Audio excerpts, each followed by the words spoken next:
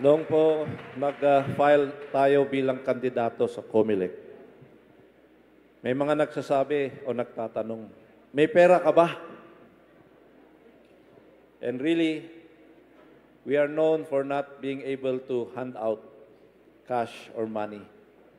Pero natutuwa po ako, ipinagmamalaki ko po ang mga tiga Baguio. Dahil po, maski ganun ang sitwasyon po natin, natatandaan ko nung unang tumakbo ako, nung 2004. Ang budget ko po, 62,500 pesos against the millions of the other candidates. And yet, you people of Baguio voted for Popo Cosalan 5 times as City Councilor. And thank you for allowing me to serve you for 15 years. And in that 15 years, well, siyempre, sa sweldo lang po tayo nag-survive. Para sa pamilya po natin, kailangan din may iuwi tayo. And despite the health issues of my one and only wife, who has always been with me in my journey, I thank her for the meager income that I would bring home. But in that 15 years of service, maski po walang pera si Popo Cosalan, I gave you public service in all sincerity.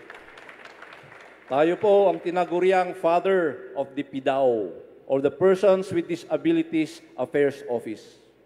Tayo po ang tinaguriang Father of the Cadastral Survey.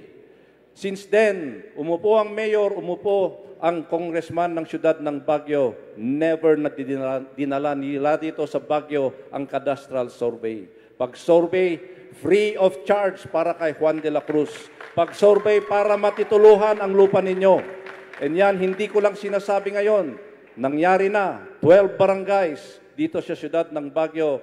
Approve na po ang cadastral survey nila, natatanggap na po nila ang kanilang titulo sa lupa, free of charge.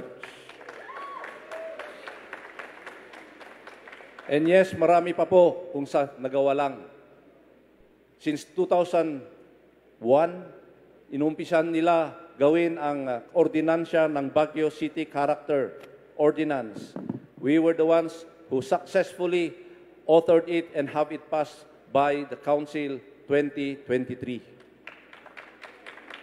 Tayo rin po ang nagdala ng Philippine Science High School sa lugar. Tayo po ang naghanap ng lugar doon sa Irisan. Kasi tinitignan po natin, importante po ang ating mga kabataan. Dahil po dito, alam po nyo, meron pong isang araw, tinawagan ako ng PRC, the Professional Regulations Commission. Yan po ang nagbibigay ng mga lisensya sa mga professionals natin. Nagpapa-exam ng board examinations. Pumunta po ako sa Manila Hotel upang tanggapin ang award na ibinigay ng PRC bilang Outstanding Professional of the Philippines. And that is in recognition of our service to you, our sincere service to you, people of Baguio. And so, allow me to offer myself to you. But then, you know what? Good governance can only be delivered with good governance team. I come before you with the Good Governance Alliance under the effective and efficient leadership of our dynamic Mayor Benji Magalong. Running for re-election alongside re-electionist for Vice Mayor Faustino Oloan.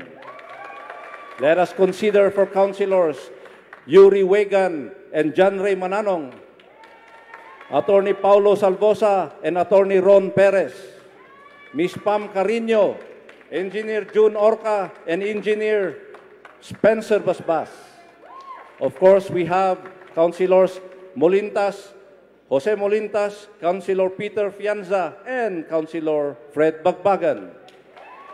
And don't you ever forget Punong Barangays now running for Councilor Levi Orcales and Van Dicam. Thank you and God bless you all.